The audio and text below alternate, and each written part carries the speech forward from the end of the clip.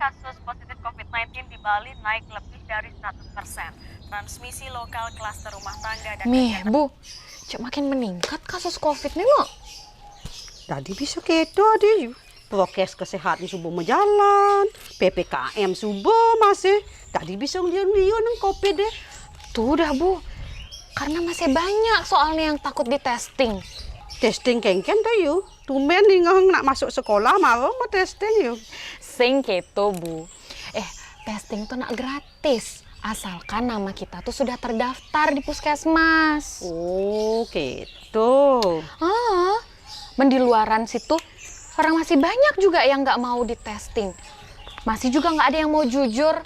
Pergi kemana, habis dari mana.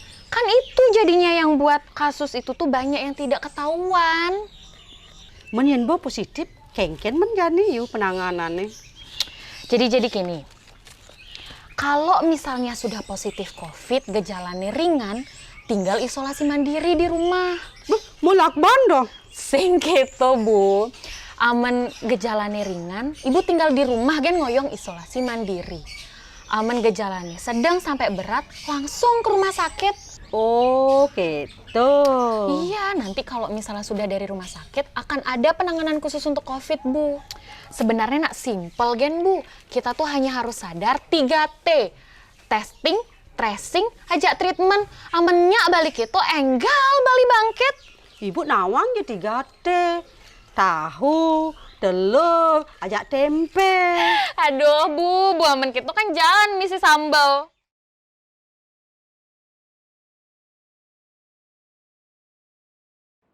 Om Swastiastu. Assalamualaikum warahmatullahi wabarakatuh. Shalom, namo buddhaya, salam kebajikan, salam sejahtera untuk kita semua.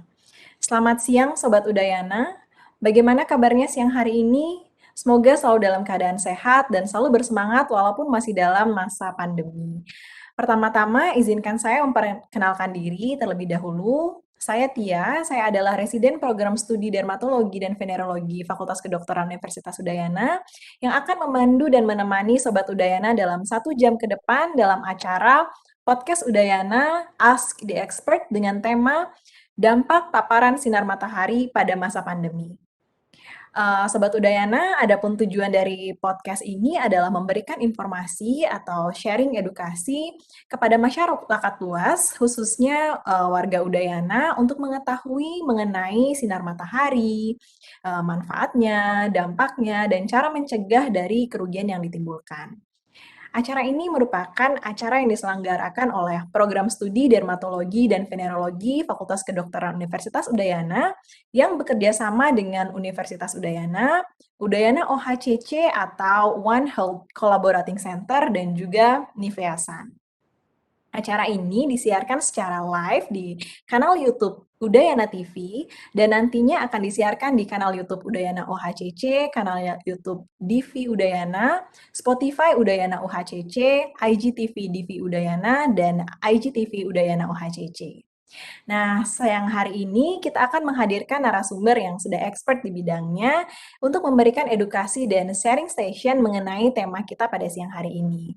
Dan kita sudah kedatangan narasumber cantik. Mari kita sapa dulu narasumber kita, Dr. Igusti Ayu Risma Paramita. Selamat siang, Dr. Risma. Ya, selamat siang Dr. Tia. Selamat siang Sobat Udayana semua. Ya, selamat siang. Nah, Dr. Risma ini merupakan seorang dokter yang saat ini sedang menjalani program pendidikan dokter spesialis di bidang dermatologi dan venerologi atau yang sering kita ketahui dengan spesialis di bidang kulit dan kelamin di Fakultas Kedokteran Universitas Udayana. Seperti yang kita ketahui, pada saat ini bumi terpapar sinar radiasi surya atau sinar matahari secara terus-menerus, namun di mana tenaga surya itu dibutuhkan untuk makhluk hidup untuk berbagai proses. Nah, tapi sinar matahari itu tidak luput dari efek yang merugikan. Nah, pada podcast ini akan membahas lebih dalam mengenai sinar matahari, manfaatnya, dampaknya, dan cara mencegah dari kerugian yang ditimbulkan.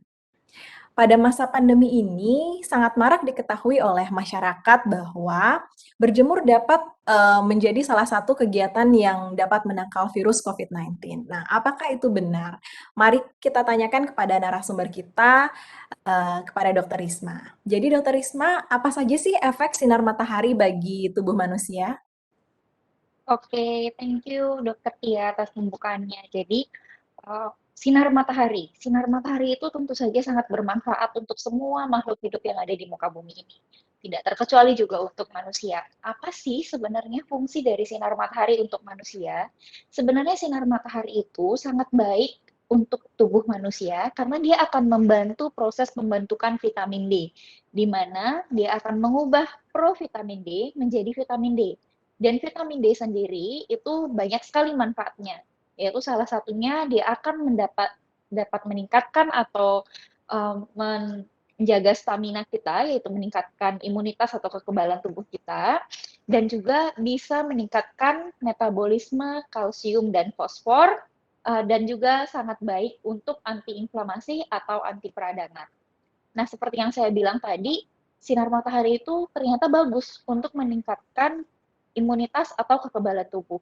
Jadi di era pandemi ini, di mana kita sedang dirundung oleh virus SARS-CoV-2, di mana dengan penyakit COVID-19 ini, berjemur itu jadi sangat penting karena manfaat dari sinar matahari itu ternyata bisa meningkatkan imunitas atau kekebalan tubuh kita, di mana itu otomatis akan bisa menangkal virus-virus gitu ya, termasuk juga virus SARS-CoV-2 penyebab dari penyakit COVID-19.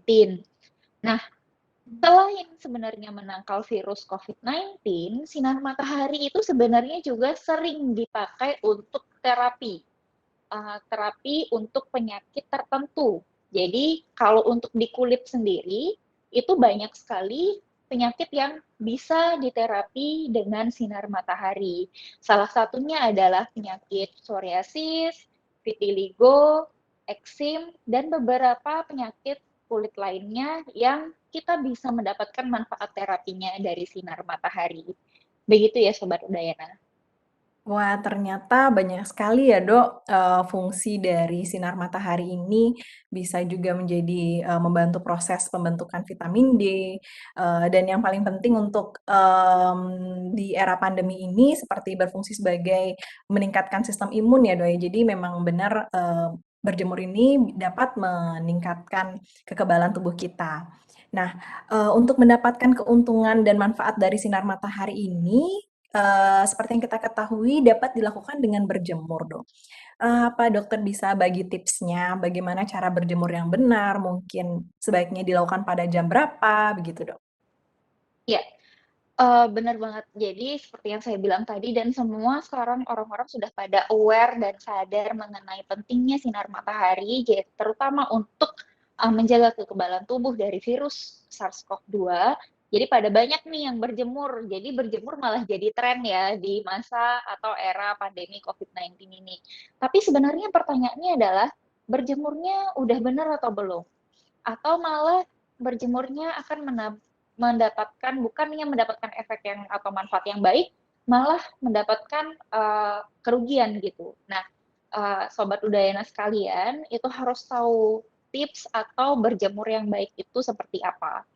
Untuk tips berjemur yang baik itu, rekomendasi untuk berjemur sebenarnya harus dipilih jamnya ya Sobat Udayana. Jadi nggak setiap sepanjang hari yang ada mataharinya itu bagus untuk berjemur. Dan nggak juga pas lagi terik-teriknya, lagi panas-panasnya tuh malah bagus. Vitamin D-nya malah banyak. Itu keliru ya. Jadi berjemur yang baik itu adalah di waktu atau di pukul 9 pagi sampai 10 pagi. Dan sangat tidak direkomendasikan atau jangan sekali-sekali berjemur di area atau di sekitar jam 10 pagi sampai jam 2 siang. Jadi ingat, berjemurnya cukup di jam 9 sampai jam 10 pagi saja dan cukup 10 sampai 15 menit saja. Jadi tidak perlu berjam-jam. Dan yang tidak kalah penting juga adalah apakah harus setiap hari ini kita berjemur? Enggak juga ya, Sobat Udayana. paling tidak 2 kali seminggu itu sudah cukup untuk mendapatkan manfaat dari sinar matahari. Jadi 2 kali seminggu pada pukul 9 sampai 10 pagi dan selama 10 sampai 15 menit saja. Setelah itu tips yang lain adalah apakah berjemur itu kita harus melepaskan seluruh pakaian kita seperti tanning atau jemuran ala-ala bule di pantai seperti itu juga tidak harus demikian ya Sobat Udayana. Jadi kalau mau berjemur itu cukup di daerah yang seperti wajah, tangan, kedua tangan tentunya, lengan, dan juga punggung. Jadi nggak usah yang benar-benar all out ngebuka semua pakaian seperti itu. Baik, wah ternyata tips berjemurnya sangat informatif sekali ya, Dok, ya.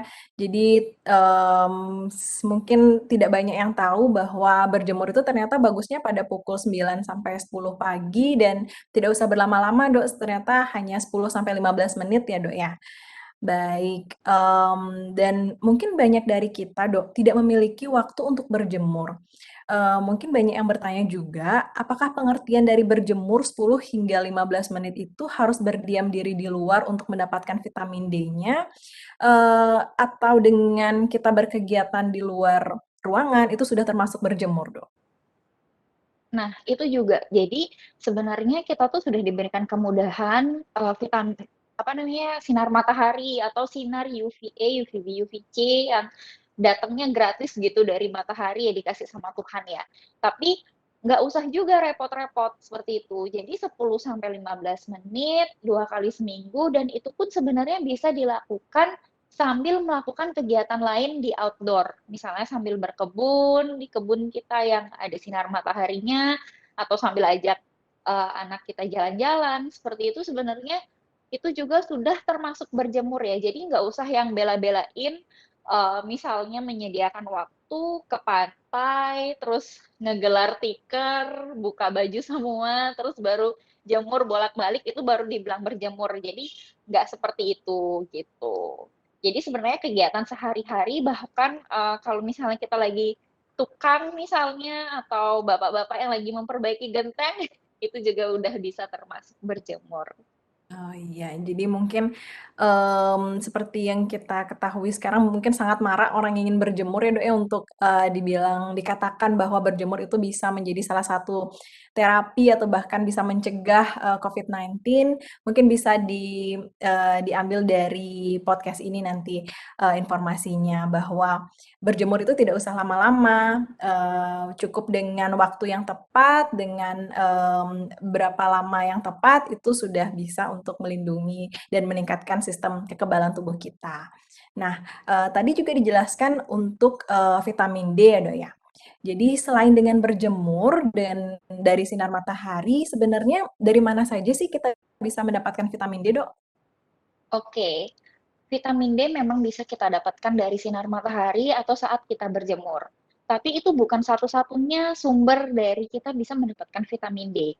Untuk vitamin D sendiri itu banyak sekali sumbernya, yang terutamanya tuh kita bisa dapat dari konsumsi makanan kita sehari-hari. Apa aja? Misalnya ikan, berupa minyak ikan, bisa minyak ikan kod, bisa juga tuna, atau bisa salmon, atau sarden, atau juga bisa sayur-sayuran dan buah. Sayur itu bisa seperti brokoli, untuk buah bisa jeruk atau kiwi, itu kaya dengan vitamin D. Dan jangan lupa juga adalah dairy product atau produk yang terbuat dari susu, keju, atau variannya. Jadi sebenarnya tidak satu-satunya dari sinar matahari, bisa dari suplemen dan konsumsi dari makanan kita sehari-hari.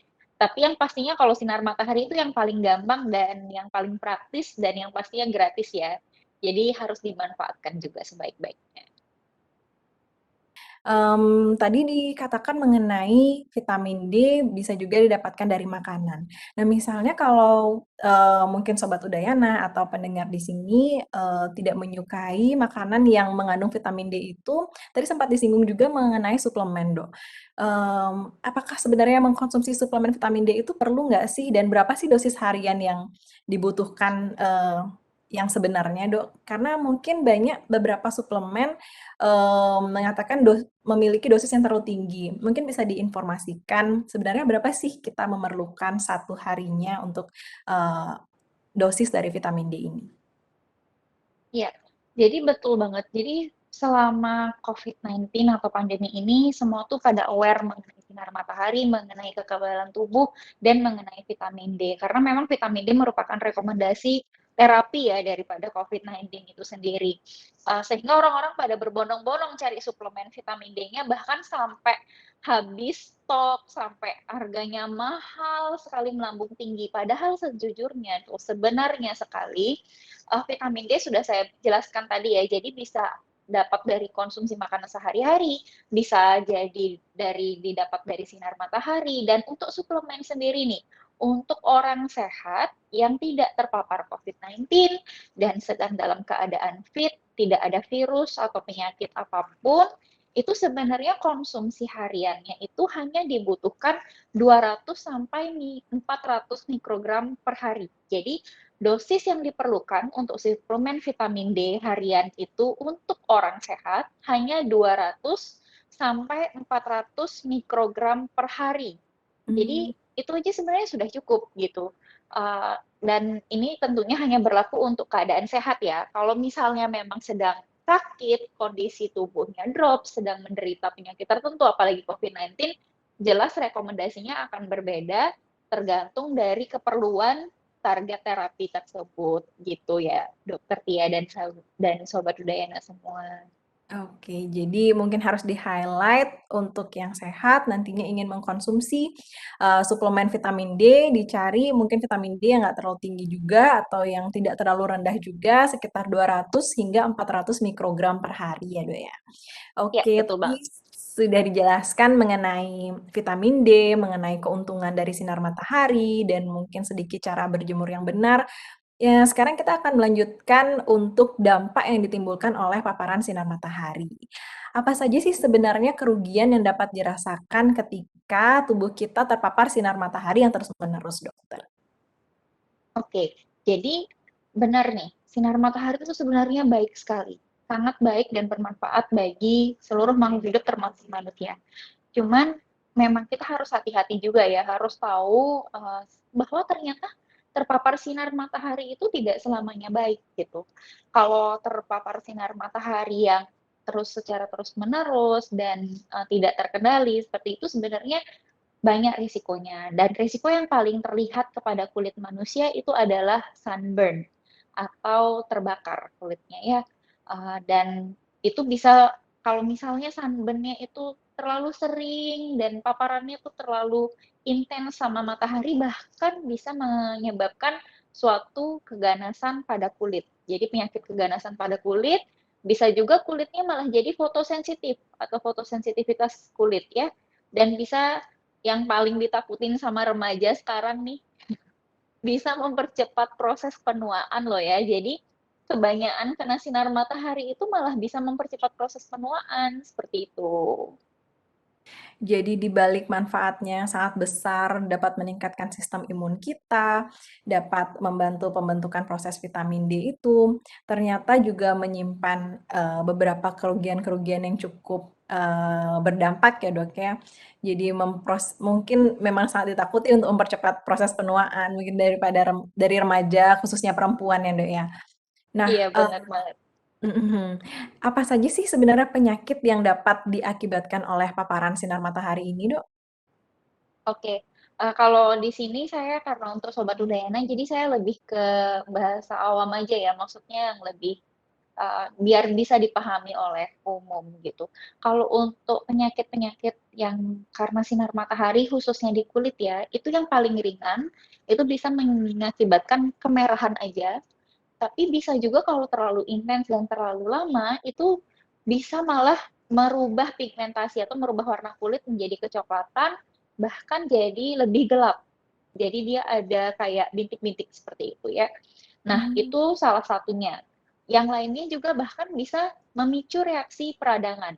Jadi jangan salah, radiasi dari sinar matahari itu juga bisa memicu peradangan yang pada akhirnya dapat mengakibatkan atau meningkatkan risiko terjadinya kanker kulit. Jadi efek jangka panjangnya malah sangat berbahaya seperti itu. Nah, penyakit lainnya mungkin yang sangat ditakuti oleh para perempuan gitu biasanya adalah berupa melasma atau yang dikenal sebagai flek. Terus ada juga bisa penuaan kulit atau skin aging. Bisa juga mengakibatkan kanker kulit seperti yang saya tadi bilang karena akibat peradangan itu. Dan kanker kulit yang sering itu sekarang pada aware adalah adanya karsinoma sel basal, karsinoma sel squamosa, bahkan juga namanya ada yang paling berbahaya adalah melanoma. Memang penyakit ini seperti melanoma itu katanya kalau dulu itu kebanyakan tuh yang kulit-kulit putih yang banyak kena kankernya. Tapi ternyata orang Indonesia bisa juga loh kena, walaupun itu langka dan kejadiannya lebih jarang. Tapi bisa, mungkin karena pada awareness sama paparan sinar matahari juga ya, jadi itu juga meningkatkan resikonya, seperti itu. Jadi cukup banyak juga ya dok kerugiannya. Jadi tadi dijelaskan sedikit mengenai fotosensitivitas. Jadi apa sih sebenarnya fotosensitivitas itu dokter? Oke, tadi kan saya sempat menyinggung, jadi bisa dia ada fotosensitivitas gitu ya. Jadi terkena fotosensitivitas salah satu kerugian dari dampak sinar matahari. Untuk fotosensitivitas ini itu sendiri adalah suatu reaksi yang tidak normal terhadap pajanan atau radiasi sinar matahari, di mana kulit akan menjadi merah, gatal, bengkak, bahkan timbulnya ruam-ruam. Nah, seseorang yang mengalami fotosensitivitas ini benar-benar tidak diperbolehkan atau harus dengan pertimbangan dokter untuk paparan dari sinar mataharinya. Nah, biasanya pengidap fotosensitivitas ini itu adalah orang-orang yang memiliki sakit seperti dermatitis atau eksema dan beberapa penyakit kulit lainnya seperti autoimun, genetik, dan keganasan kulit. Nah, jangan salah. Jadi, kalau kita mengkonsumsi obat-obatan, misalnya kita punya penyakit lain nih, dan kita diharuskan mengkonsumsi obat-obatan tertentu, itu juga bisa membuat fotosensitivitas pada kulit. Apa saja sih obat-obatan yang bisa bikin fotosensitivitas kulit? Itu obat-obatannya bisa seperti hidroksikloroquine atau obat-obatan yang digunakan atau dikonsumsi oleh orang yang mengidap penyakit jantung, hipertensi, diabetes, antibiotik juga ada beberapa yang bisa mengakibatkan fotosensitivitas jika dikonsumsi dalam jangka waktu lama, anti jamur, anti radang, antidepresan, beberapa pil-pil KB juga bisa ya, dan juga vitamin dan bahkan produk-produk herbal juga ada. Jadi harus tetap berhati-hati dalam mengkonsumsi apapun itu jenis obatnya, selalu konsultasikan dengan dokter dan sangat tidak dianjurkan untuk mengkonsumsi obat secara bebas. Baik, ternyata tidak semua orang bisa berjemur secara bebas ya dok ya. Jadi ada beberapa penyakit yang mungkin disebabkan oleh paparan sinar matahari itu nantinya akan harus menjadi concern dan harus berkonsultasi dulu terhadap dokter ke dokter spesialis kulit dan kelamin tepatnya ya dok ya. Nah, tadi juga dijelaskan mengenai efek sinar matahari. Yang kita ketahui sinar matahari itu kan ada banyak ya dok ya, ada sinar ultraviolet A, B, dan C. Apakah sinar matahari dari UVA, UVB, dan UVC ini bisa berdampak terhadap virus COVID-19, dok? Iya, oke. Jadi sinar matahari itu orang-orang taunya sinar matahari, berjemur di sinar matahari bisa memperbaiki kekebalan imunitas dan bahkan bisa menangkal dari virus SARS-CoV-2 yang menjadi penyakit COVID-19 ini. Nah, sebenarnya sinar matahari bagian mananya sih dia yang terbukti secara ilmiah atau klinis menginaktivasi atau tidak aktifkan virus SARS-CoV-2 itu. Nah, Sobat Udayana mesti tahu, tadi Dr. Tia udah bilang bahwa sinar matahari itu memancarkan 3 jenis sinar ultraviolet, yaitu ultraviolet A, ultraviolet B, dan ultraviolet C. Dan ternyata yang dapat menginaktivasi SARS-CoV-2 yang menyebabkan penyakit COVID-19 itu adalah yang UVC dan UVB. Nah, apa sih sebenarnya UVC, UVB, UVA? Perbedaannya itu di mana?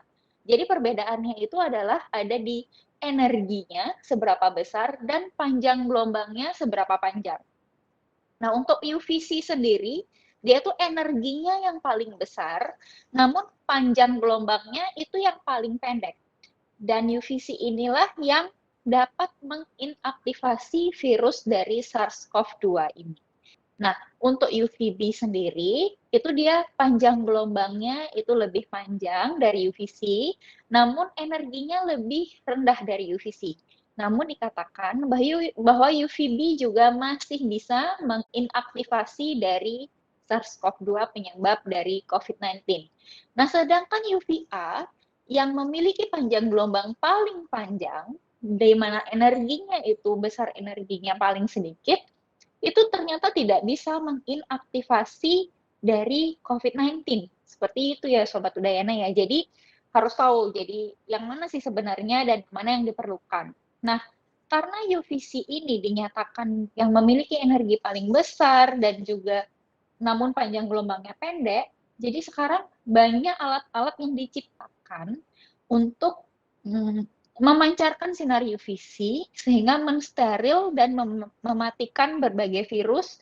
Namun paparan sinar UVC ini secara langsung pada manusia itu sebenarnya tidak direkomendasikan. Jadi pada saat penggunaan alat itu biasanya ruangan itu nggak ada yang nempatin seperti itu, baru dilakukan sterilisasi ruangan. Seperti itu Dokter Tia dan Sobat Udayana. Oke, jadi mungkin ini pengetahuan yang cukup baru juga ya, Dok, ya. Jadi ternyata, UVA, UVB, UVC itu memiliki fungsi masing-masing ya, Dok, ya. Jadi ternyata UVC itu sering digunakan sebagai, sterilisator dan mungkin tidak baik juga langsung pada, dipaparkan kepada kulit ya, Dok, ya, karena seperti yang dikatakan tadi bisa berdampak pada kulit hingga menyebabkan kanker kulit itu sendiri. Nah, Iya, benar. Tadi sudah dijelaskan juga mengenai, apa saja sih kerugian dari paparan sinar matahari. Nah, sekarang pertanyaannya adalah, bagaimana cara melindungi kulit dari paparan sinar matahari, Dok? Iya, jadi kita udah tahu nih, ternyata manfaatnya tuh ada dan ternyata kerugiannya ada. Nah, kerugiannya kan kalau cari manfaatnya ternyata kita cuma perlu berjemur 10-15 menit. Sedangkan kita sebagai manusia dan sebagai makhluk sosial dan pekerja gitu, tidak mungkin menghindari sinar matahari yang selalu ada gitu di sekitar kita ya. Jadi gimana sih caranya melindungi kita dari dampak buruk sinar matahari? Itu ada cara-caranya. Cara yang paling gampang adalah dengan cover atau menutupi tubuh kita, yaitu dengan menggunakan lengan panjang, mengenakan kacamata atau sunglass, terus topi yang lebar atau payung, itu bisa. Itu yang paling simple deh untuk melindungi dari bahaya sinar matahari, terutama di jam-jam terik ya, di jam 10 dan jam 10 pagi sampai jam 2 siang itu. Nah, selain itu juga ada lagi, tinggal cari aja tempat teduh nih, atau selalu berlindung di tempat teduh, di bawah pohon, seperti itu juga bisa. Itu sesimpel itu, kalau memang kita lagi berkegiatan. Tapi kalau misalnya nggak bisa dihindari, lagi nggak bawa payung dok, lagi nggak bisa berteduh dok, gimana gitu kan. Nah, yang paling bisa dipakai dan lagi booming juga sekarang, saya sih senang ya, karena jadinya kepeduliannya tuh semakin bagus gitu, adalah penggunaan tabir surya atau sunscreen. Jadi sekarang disebutnya adalah sunscreen ya, Sobat Udayana, bukan sunblock. Karena dia itu bukan ngeblok, tapi dia itu membantu menyerap matahari sehingga dia tidak masuk dalam ke permukaan kulit. Makanya namanya sunscreen gitu. Nah, yaitu tabir surya itu juga salah satu solusi untuk menghindari dampak buruk dari sinar matahari. Oke. Jadi, ternyata bisa dicegah ya, Dok, ya. Jadi dilindungi kulit dari paparan sinar matahari itu. Nah, misalnya nih, Dok, kulit kita terpapar sinar matahari. Sebenarnya apa sih yang terjadi pada kulit kita ketika, sinar matahari mengenai, kulit? Jadi mungkin bisa dijelaskan secara singkat mungkin, Dokter? Oke, saya singkat aja ya. Jadi, kalau misalnya sinar matahari itu mengenai kulit, apakah dia apa sih proses yang terjadi di sana gitu. Jadi yang paling kentara prosesnya karena sinar matahari itu adalah sinar matahari masuk, terutama yang panjang gelombangnya panjang biasanya ya yaitu UVB dan UVA yang biasanya sampai tembus ke kulit, itu dia akan menyentuh sampai basal, lalu di basal itu atau di permukaan dasar kulit itu yang paling bawah, itu ada namanya melanosit. Jadi saat itu terkena sinar matahari, melanosit itu akan dia menghasilkan melanin-melanin. Nah, melanin-melanin inilah yang dia akan ke permukaan kulit dan akhirnya akan timbul atau nampaknya seperti perubahan warna kulit yang biasanya kita lihat seperti bintik-bintik coklat atau dibilang dengan freckles, atau bisa juga malah menjadi flek atau melasma, seperti itu. Jadi secara singkatnya, kayak gitu prosesnya kalau misalnya dia matahari kena kulit kita, gitu. Jadi banyak yang terjadi di dalam kulit ya, Dok, ya, di lapisan kulit, sel-sel kulit juga berperan ketika, sinar matahari, terkena, di kulit kita.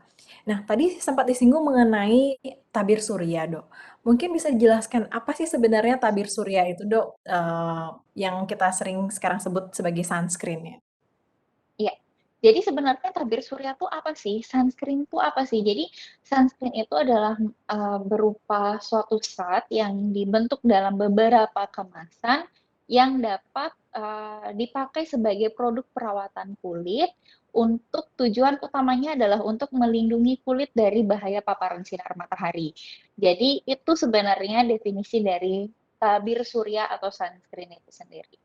Mmm, karena mungkin, orang-orang biasanya taunya sunscreen ya, Dok, ya. Jadi sunscreen itu dalam bahasa Inggris, namun yang kita, mmm, sebut untuk produk perawatan kulit untuk melindungi kulit dari bahaya sinar matahari ini, kita sebut dengan tabir surya.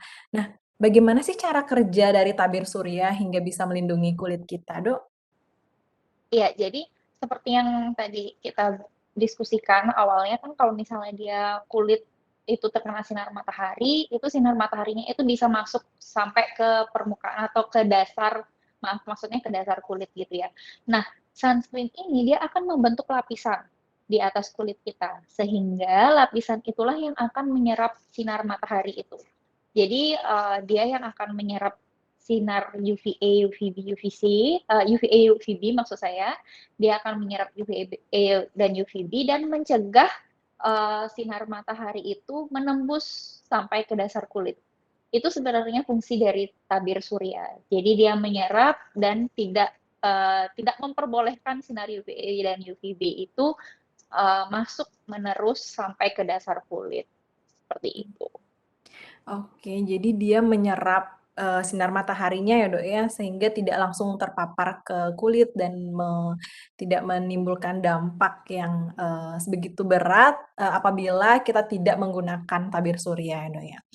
Ya. Mungkin bisa dijelaskan, Dok, apa saja sih jenis-jenis dari tabir surya, Dok?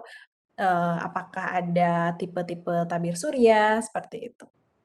Ya, kalau untuk tabir surya sendiri ini sebenarnya itu fungsinya tentu saja dia akan melindungi kulit kita dari efek terbakar sinar matahari, bahkan bisa menghindari kita dari risiko kanker kulit. Dan yang pastinya tabir surya ini juga bagus untuk menghambat proses penuaan atau aging ya. Nah, untuk tabir surya sendiri itu jenisnya apa aja? Jadi tabir surya atau sunscreen itu ada dua jenis, yaitu tabir surya fisik atau physical sunscreen dan chemical sunscreen atau tabir surya kimia. Perbedaannya tuh ada di mana? Nah, kalau tabir surya fisik, dia itu biasanya sifatnya tidak selektif.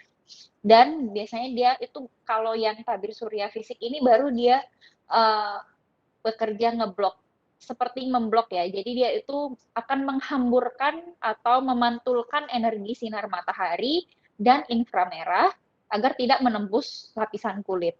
Nah, biasanya kekurangan dari tabir surya fisik ini dia itu penggunaannya harus lebih tebal. Biasanya menimbulkan white cast. Kalau orang-orang tahu ya, itu akan menimbulkan white cast yang lagi ngetren sekarang itu. Jadi nggak ada yang pengen pakai sunscreen sampai white cast gitu. Nah, biasanya juga karena dia akan lebih tebal pemakaiannya, dia malah kena sinar matahari malah meleleh dan nantinya akan mengotori pakaian. Lalu tidak tampak cantik gitu secara tampilan kosmetik gitu, kita nggak nyaman gitu ya. Dan biasanya untuk bahan aktif dari tabir surya fisik ini biasanya dia akan pasti ada kandungan zinc oxide dan titanium oxide-nya. Nah, berbeda dengan chemical sunscreen atau tabir surya kimia. Untuk tabir surya kimia ini untuk bahan-bahan kimianya itu biasanya ada oxybenzone, octocrylene atau octosilet gitu ya. Jadi lebih bervariasi, bukan hanya zinc oxide dan titanium oxide-nya saja. Dan fungsinya kalau untuk yang chemical sunscreen dia akan menyerap. Jadi dia menyerap sinar matahari, dia melapisi kulit kita dulu kan, lalu menyerap sinar matahari agar sinar matahari berupa UVA dan UVB itu tidak masuk atau tembus ke kulit manusia seperti itu. Dan itu sih perbedaan dari tabir surya kimia dan fisik. Jadi ada dua. Jadi ada dua jenis dari tabir surya, Dok ya, yang bersifat satu untuk memantulkan energi sinar matahari dan yang satu lagi yang kimia dia memang menyerap sinar matahari agar tidak langsung menembus ke lapisan kulit. Mungkin nanti sudah dijelaskan tadi untuk bahan-bahan aktifnya, mungkin untuk Sobat Udayana yang ingin membeli tabir surya bisa dilihat bahan-bahan aktifnya. Seperti contohnya tadi tabir surya fisik dikatakan bahwa bahan aktifnya adalah zinc oxide dan titanium oxide. Jadi mungkin nanti ketika membeli tabir surya bisa dilihat bahan aktif apakah ada bahan aktifnya karena tidak menutup kemungkinan produk-produk itu dijual tanpa adanya bahan aktif dari tabir surya itu sendiri. Jadi mungkin supaya tidak rugi membeli tabir suryanya. Untuk tabir surya kimia mungkin bisa dicari bahan aktif seperti yang dikatakan tadi seperti oktisalat dan oksybenzone dan lain-lain. Nah, Iya, mungkin saya mau nambahin sedikit Dokter Tia bahwa sekarang itu juga banyak sekali berbagai pilihan jenis dari sunscreen sudah tersedia karena maraknya kesadaran para masyarakat ya mengenai pentingnya sunscreen atau tabir surya. Jadi jenis-jenisnya banyak dan mungkin karena kita di Bali nih Dokter Tia, kan kita sangat peduli juga harus melindungi aset berharga kita berupa lautan ya Dokter Tia ya.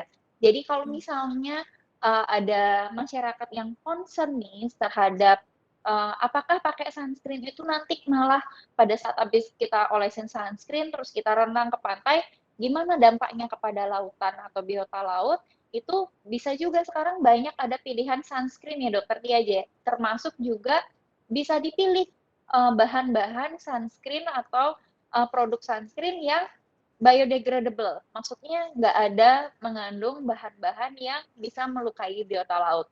Jadi sangat penting juga buat Sobat Udayana dalam memilih produk sunscreen atau produk perawatan kulit apapun, sebaiknya selalu membaca ingredients atau bahan-bahannya apa saja.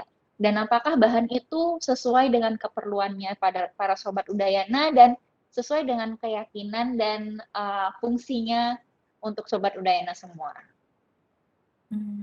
Jadi ternyata harus dipilih juga ya Dok untuk yang apa baik untuk hewan laut seperti itu. Mungkin sudah ada juga di pasaran ya Dok ya.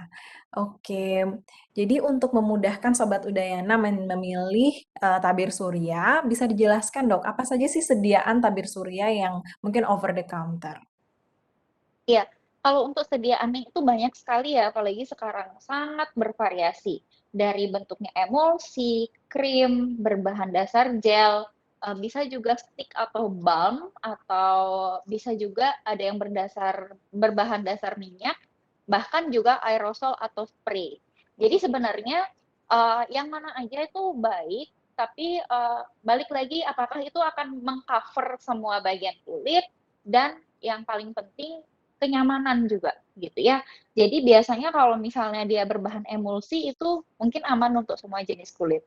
Lalu untuk yang berbahan dasar gel biasanya kita rekomendasikan untuk teman-teman yang sedang ada masalah jerawat. Jadi jangan kira orang berjerawat itu jangan pakai sunscreen gitu, salah ya. Jadi kalau dia nggak pakai sunscreen, terpapar sinar matahari, seperti yang saya bilang tadi, dia juga bisa bikin peradangan. Bisa kalau kelamaan kena sinar matahari malah peradangan. Jadi malah semakin radang aknenya. Jadi pakai sunscreen itu juga penting untuk teman-teman kita yang berjerawat atau sobat Dayana yang berjerawat, tapi pilih yang kemasannya atau sediaannya itu yang gel. Tentunya kalau yang gel ini biasanya dia akan cepat hilang nih, Dokter Tia. Jadi kalau yang gel reaplikasi atau pemakaian berulangnya juga harus lebih sering. Nah, selain itu kalau untuk yang stick tadi atau balm itu biasanya bisa digunakan pada sobat udayana yang jenis kulitnya kering atau sensitif.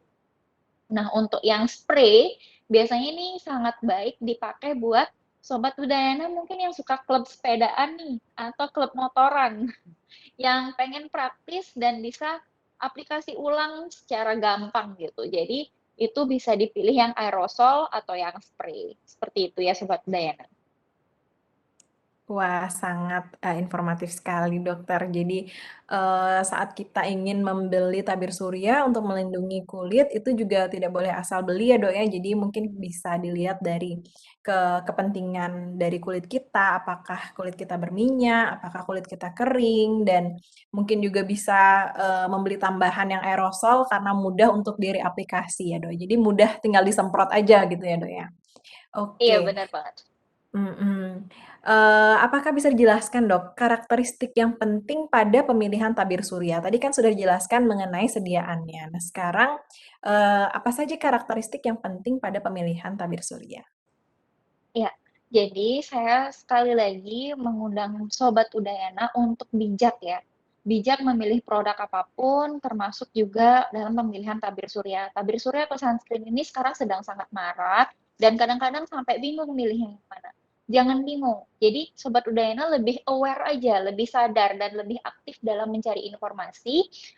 Informasi kan bisa dicari di mana saja ya, dan yang pasti biasanya kalau pilih sunscreen, utamakanlah yang ada informasi lengkap mengenai bahan-bahannya, sehingga kita bisa tahu nih beberapa hal yang harus kita perhatikan saat mencari sunscreen. Jadi kalau yang penting gitu dalam memilih sunscreen adalah pertama tidak boleh toksik. Jadi sunscreen itu tidak toksik dan tidak mempengaruhi metabolisme tubuh.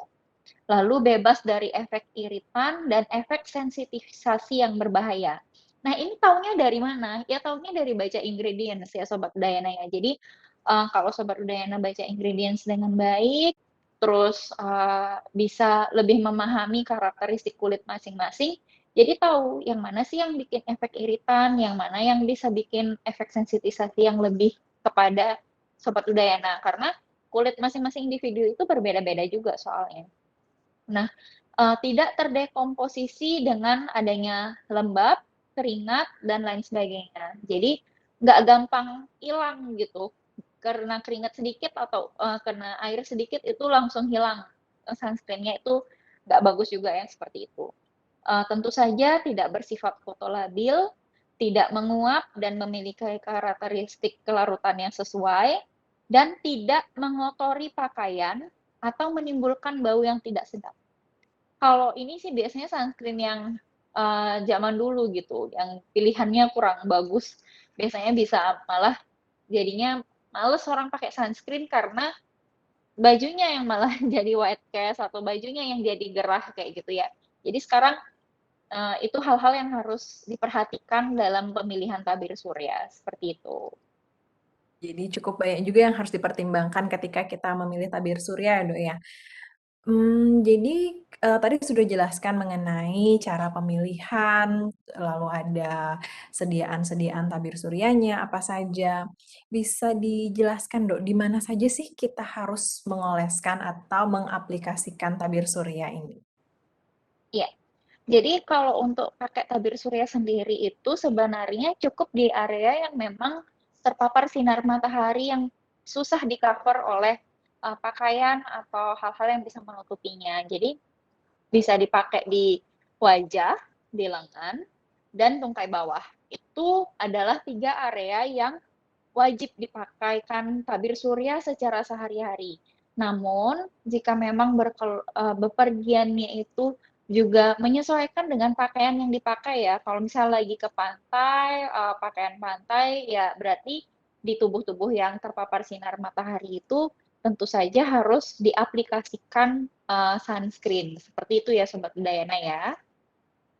Oke, jadi bisa dioleskan di bagian tubuh yang memang terbuka atau tidak tertutup pakaian ya, Dok ya. Ya, betul. Ya, tadi sudah dijelaskan cara memilih tabir surya ya, Dok. Mungkin bisa dijelaskan, ini mungkin spesial untuk, para kaum perempuan yang ingin memilih, sunscreen atau tabir surya, apakah ada, hal-hal yang khusus yang kita pertimbangkan untuk memilih sunscreen untuk kulit berminyak atau berjerawat? Apakah ada komposisi atau ingredient yang harus kita pilih dan, untuk kulit kering atau sensitif ataupun untuk kulit normal? Ya. Eee, untuk cewek-cewek yang lagi aware sekali atau sekarang tingkat kesadaran para wanita dalam skincare itu sedang sangat meningkat, kalian juga harus memahami apa sih sebenarnya yang cocok untuk jenis kulitnya kalian. Jadi Sobat Udayana pertama yang harus dilakukan adalah mengetahui jenis kulit. Jadi harus perhatian ya sama kulitnya masing-masing, kapan berminyak, kapan kering, kapan sensitif, seperti itu. Dan akan sangat mempengaruhi dalam pemakaian produknya.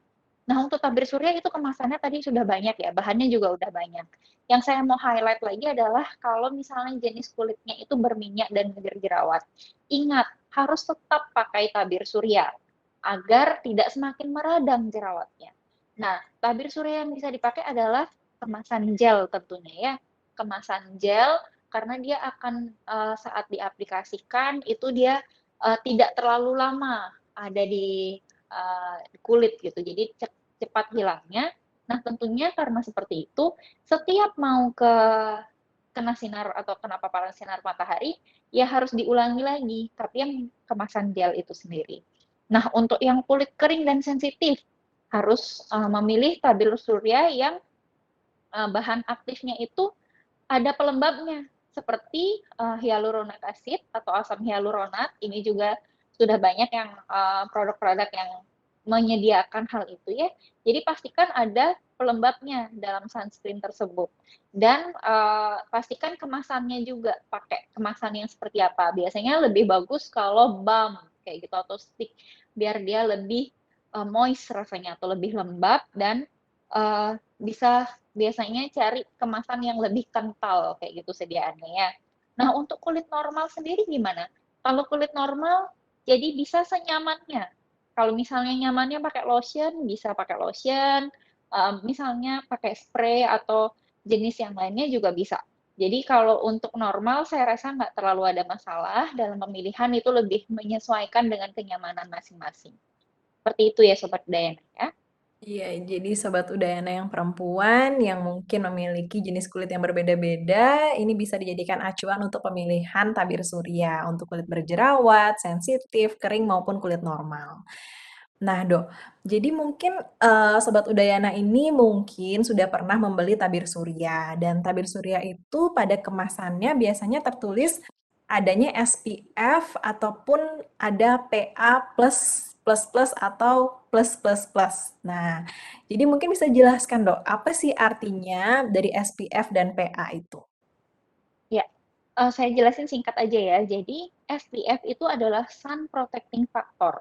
Jadi SPF berapa itu menentukan seberapa besar dia bisa memblok dari atau menangkal dari sinar UVB. Sedangkan untuk PA itu adalah proteksi grade of UVA. Jadi kalau SPF itu sun protecting factor yang ngecek seberapa bagus dia menangkal UVB, kalau PA itu untuk menangkal UVA. Nah, kalau PA plus sama PA plus plus sama PA plus plus plus tentu saja semakin banyak plusnya itu artinya bagaimana dia kekuatan memblok UVA-nya itu berarti semakin besar seperti itu. Itu artinya. Jadi, SPF itu tidak hanya sekedar tulisan pada tabir surya ya Dok ya, karena setiap tabir surya yang dijual di over the counter, hampir semua tertulis, SPF-nya dan PA-nya.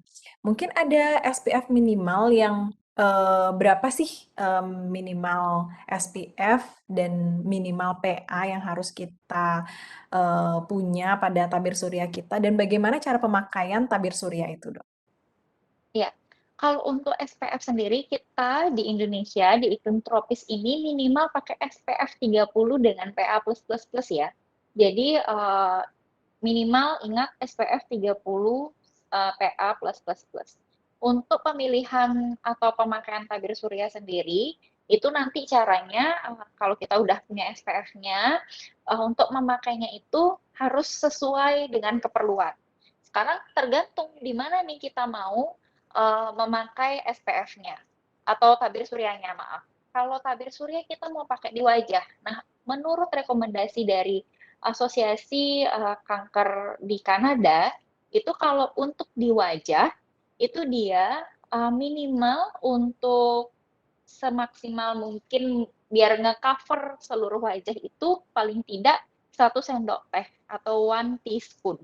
Itu untuk wajah, terus untuk leher dan telinga juga 1 sendok teh, lalu untuk bagian badan, badan depan itu 2 sendok teh, di bagian belakang itu 2 sendok teh, untuk masing-masing lengan atau masing-masing tangan itu paling tidak 1 sendok teh, dan untuk masing-masing kaki itu paling tidak 2 sendok teh.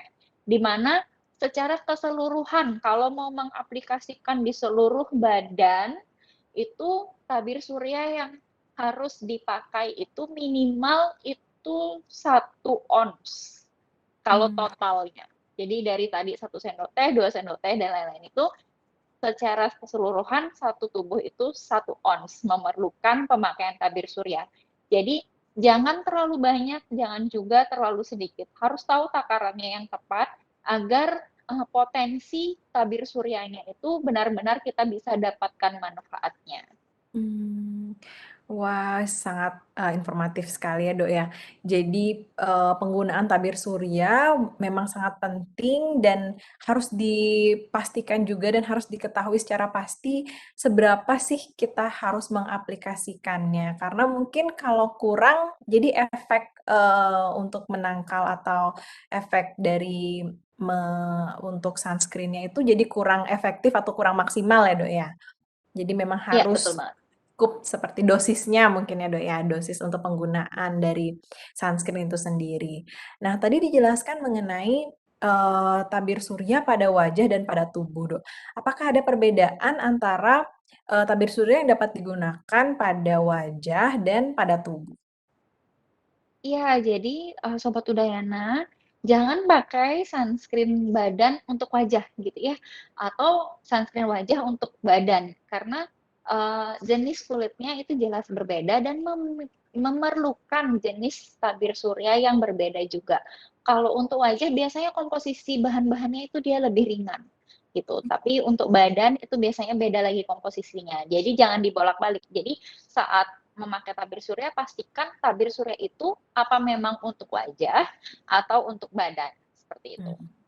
Jadi mungkin gampangnya ketika kita memilih tabir surya atau membeli di toko-toko, itu bisa dilihat apakah ini bisa digunakan untuk wajah, apakah hanya boleh digunakan untuk, pada bagian tubuh yang lain. Karena mungkin ketika kita memakai, tabir surya yang seharusnya digunakan pada tubuh, kita pakai di wajah malah tidak bagus juga untuk wajah ya, Dok, ya. Mungkin bisa Iya, menimbulkan masalah kulit seperti akne ya, Dok, ya, kalau iya yang betul sekali. oke. Nah, tadi, sudah jelaskan mengenai, jenis-jenis tabir surya juga ya, Dok, ya.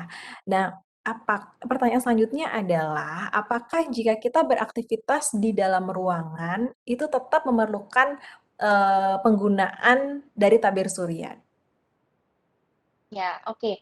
Sobat Udayana, jadi sekarang masa pandemi jarang keluar rumah, jadinya online nih semua kegiatannya work from home, learn from home, semuanya from home. Jadinya pada malas pakai tabir surya, itu benar nggak sih? Ya, Jadi, Sobat Udayana, tadi di awal kita udah membahas sinar-sinar ultraviolet dari sinar matahari itu ada 3 macam dan memiliki energi dan gelombang yang berbeda-beda. Nah, UVA itu gelombangnya sangat panjang, bahkan sampai menembus kaca. Jadi, masih bisa menimbulkan dampak untuk kita. Jadi, pertanyaannya, kalau misalnya kita di dalam ruangan, masih perlu nggak pakai tabir surya? Masih perlu ya Sobat Dayana, karena dia bisa menembus kaca sinar UVA itu. Jadi diperhatikan lagi, dievaluasi lagi pemakaian tabir suryanya, apakah kita sudah melakukannya dengan benar dan tepat gitu. Oke, jadi bisa di-highlight untuk Sobat Udayana, ternyata sinar matahari itu memang bisa menembus ke dalam ruangan apabila ada kaca ya Dok ya, sehingga penggunaan tabir surya masih sangat direkomendasikan walaupun kita work from home atau bekerja di dalam ruangan. Oke, nah pertanyaan selanjutnya, eee, kita di Indonesia kan dengan iklim yang tropis, Dok. Dengan warna kulit yang lebih gelap, dikatakan, bisa memiliki resiko untuk mengalami sunburn lebih sering atau lebih mudah, Dok. Apakah itu benar, Dok? Oke, kita itu di Indonesia, jadi kalau di ilmu pendidikan kulit itu, jenis-jenis kulit atau tipe kulit itu menurut Mister Fitzpatrick itu dibagi dari beberapa ya, jadi 1 sampai 6. Nah, kalau kita sendiri di Indonesia itu masuknya Fitzpatrick 4. Maksudnya jenis kulitnya nggak gelap banget, tapi nggak putih banget gitu. Dia pigmentasinya sawo matang gitu, disebutnya Fitzpatrick 4. Nah, semakin kecil Fitzpatrick-nya, Fitzpatrick 1 itu semakin putih kulitnya. Kalau semakin besar Fitzpatrick-nya, itu semakin gelap kulitnya. Dan semakin Fitzpatrick-nya semakin kecil atau Fitzpatrick 1 itu tipenya kulitnya, itu kemungkinan sunburn-nya lebih besar dibandingkan tanning. Jadi gimana pun orang kulit putih itu dia berjemur di sinar matahari, dia itu susah jadi apa ya, dapetin coklatnya itu dia susah. Karena memang tipe kulitnya seperti itu. Tapi bahayanya kalau misalnya dia melanjutkan kegiatan itu dalam beberapa lama gitu, malah yang ditimbulkan malah jadinya adalah sunburn, bukan tanning gitu. Karena memang jenis kulitnya itu lebih mudah. Nah, bagaimana dengan kita? Kalau kita sendiri itu Fitzpatrick 4. Jadi memang resiko sunburn-nya itu memang lebih rendah daripada yang ras kulit putih. Namun, jangan juga itu menjadikan kita malah sengaja berjemur gitu. Enggak ya, jadi resiko sunburn-nya itu jelas masih ada dan jika dengan paparan sinar matahari terus-menerus, jelas dampak sinar mataharinya itu yang dampak buruknya masih bisa kita rasakan. Jadi tetap harus bijak walaupun kita kemungkinan sunburn-nya lebih kecil daripada ras kulit putih atau Fitzpatrick di yang 1, 2, dan 3. Seperti itu ya Sobat Udayana. Wah, sepertinya sangat informatif sekali yang tadi ya Dok ya. Ternyata juga ada tipe-tipe jenis kulit kita dan itu berbeda sesuai dengan warna kulit ya Dok ya. Baiklah, ternyata tidak terasa Dok, sudah hampir 1 jam, bahkan sudah 1 jam kita berbincang-bincang mengenai dampak paparan sinar matahari pada masa pandemi COVID-19 ini. Mungkin sedikit saya bisa simpulkan untuk apa yang kita telah bicarakan tadi mengenai keuntungan dari sinar matahari yang bisa membantu kita untuk meningkatkan kekebalan tubuh, untuk membantu proses pembentukan vitamin D, dan juga mengenai kerugian yang bisa ditimbulkan akibat paparan sinar matahari yang berlebih, seperti contohnya sunburn yang tadi, tanning, perubahan kulit menjadi warna yang lebih gelap, atau hingga bahkan bisa terjadi keganasan seperti kanker kulit ya Dok ya. Selanjutnya juga tadi dibahas mengenai cara-cara berjemur untuk mendapatkan manfaat sinar matahari, cara berjemur yang baik, seperti dengan, berjemur pada jam-jam tertentu, yaitu jam 9 hingga jam 10 dan tidak terlalu lama. Kemudian juga bagaimana caranya kita, melakukan, perlindungan terhadap, kulit dari paparan sinar matahari, seperti contohnya dengan penggunaan tabir surya. Tadi juga dijelaskan mengenai pemilihan-pemilihan tabir surya yang nantinya, semoga bisa bermanfaat bagi Sobat Udayana dan para warga Udayana yang telah mendengar, podcast atau bincang-bincang singkat kita ini. Nah, kami di sini mengucapkan terima kasih kepada Sobat Udayana yang telah menyaksikan dan mendengar, tidak hanya di YouTube yang nanti juga akan disiarkan di IGTV dan juga di kanal-kanal lain. Terima kasih kepada narasumber kita, kepada Dokter Risma. Terima kasih banyak Dokter sudah menyempatkan untuk membagi dan sharing informasinya ya Dok, mengenai Iya, terima dampak. kasih Dokter Tia dan pihak Podcast Udayana serta Sobat Udayana semua. Iya, saya juga tidak lupa mengucapkan terima kasih kepada penyelenggara tim podcast Udayana, terima kasih juga kepada Udayana OHCC dan support dari Niveasan. Baik, untuk itu saya ucapkan pamit mundur dan terima kasih sekali lagi kepada pendengar podcast ini. Semoga materi yang disampaikan ataupun bincang-bincang singkat kita dapat berguna nantinya di kehidupan, masa depan, ya. Terima kasih dan selamat siang.